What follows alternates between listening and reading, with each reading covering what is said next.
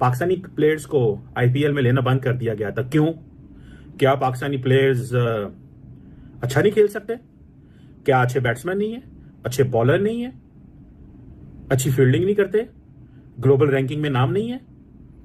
क्या वजह है? मैं चेयरमैन था तो मैंने भी इंडियन क्रिकेट बोर्ड के साथ और आईपीएल के जो बड़े लोग हैं उनसे बात की थी कि भाई क्यों नहीं आप पाकिस्तानी प्लेयर्स को इजाजत देते कि वो आईपीएल में खेलें। जब मर्जी तुम्हें निकाल दें और हम डिटरमाइन करेंगे कि तुमने खेलना या नहीं खेलना। India is using IPL as a tool. वो ये जो आईपीएल इतने पैसे दे रहे हैं ना, इससे ये हमारे खिलाड़ियों को तो इनको तो रात को नींद ही नहीं आती होगी ये सुन के कि अगर इनको 10 करोड़ भी इंडियन मिले, पाकिस्तानी 30 करोड़ रुपया बन जाना।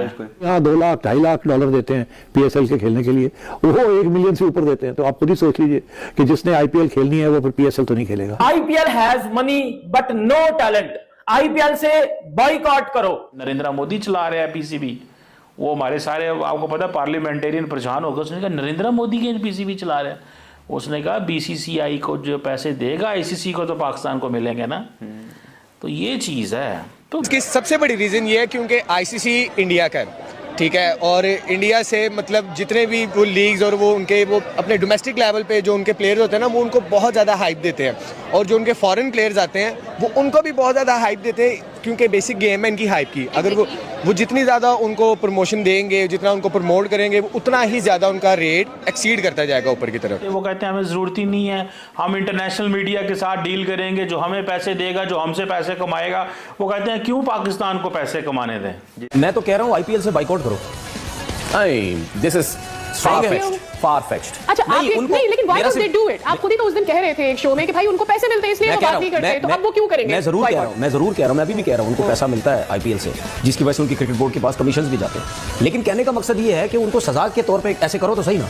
क्रिकेट बोर्ड एक साथ हों और ये एक टाइम इस तरह इस किस्म के फैसले करने पड़ेंगे। आप देख लेना, मुझे ऐसा लगता है कि ये चीज ज्यादा नहीं चलेगी। कहीं ना कहीं इसका रिएक्शन आएगा। क्रिकेट बोर्ड जो है वो हो सकता है आईपीएल में प्लेयर्स को कहीं ना कहीं थोड़ा सा रोके। आईपीएल में प्लेयर क्यों जाता है आप मुझे बताएं? पैसा लेते हैं। अभी केन विलियमसन आ रहा था ना पाकिस्तान पीएसएल खेलने, वो आईपीएल में कमेंट्री कर रहा है। क्यों कर रहा है? पैसा मिलता है। वो सोशल मीडिया हैंडल अगर तो आपने अनफॉलो किए हुए हैं ना आईपीएल के, आरसीबी के, सीएसके के, लखनऊ के, दिल्ली के, मुंबई के, राजस्थान के, जरा उनको फॉलो करके देखें। एक दिन में आपको पता लग जाएगा कि where do you stand as a league. यहाँ पर क्या हो रहा है? पीएसएल की ट्रॉफी है, वो एक उसमें जगह पे पड़ी है, पानी नजर आ रहा है आपको पीछे, और मतलब जैसे देखें ये चीजें मार्केट करना भी एक आर्ट होता है। मतलब जो भी है बहुत ज्यादा ज्यादा बन जाते हैं, ट्रिपल टाइम्स बन जाते हैं। ये तो 150 करोड़ से ऊपर कहां जा रही है। मीडिया राइट्स देख चुके हैं जिसमें बहुत बड़े बड़े टीवी के नेम हैं, डिज्नी टीवी।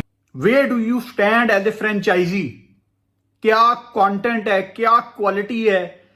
मतलब एज ए पाकिस्तानी जब मुझे दुनिया का हर बड़ा एक्टिव प्लेयर आईपीएल में जाता नजर आता है तो तकलीफ तो होती है कहीं ना कहीं अंदर के, यार ये पीएसएल में क्यों नहीं आते? सिंपल बात है, पैसे नहीं आप देते।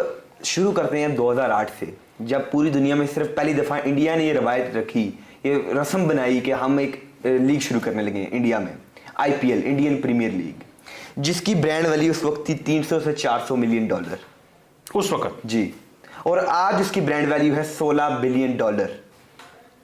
16 बिलियन? जी 16 बिलियन डॉलर। 300-400 मिलियन डॉलर से 16 बिलियन डॉलर, जो कि 40 से 50 गुना बढ़ी है।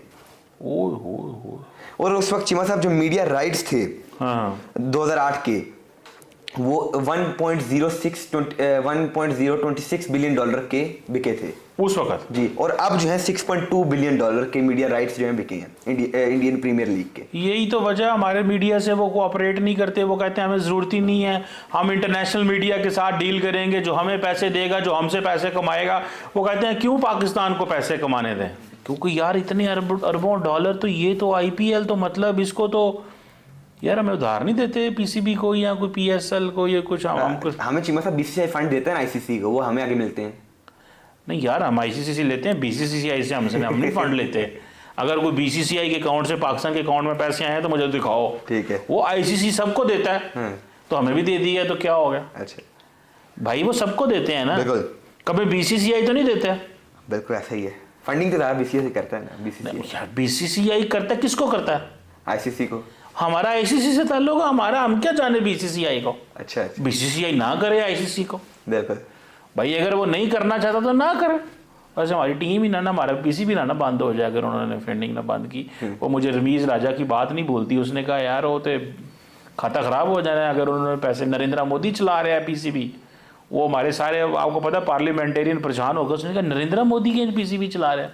उसने कहा बीसीसीआई को जो पैसे देगा आईसीसी को तो पाकिस्तान को मिलेंगे ना। तो ये चीज़ है, तो मिलियंस ऑफ डॉलर्स की बातें हो रही हैं।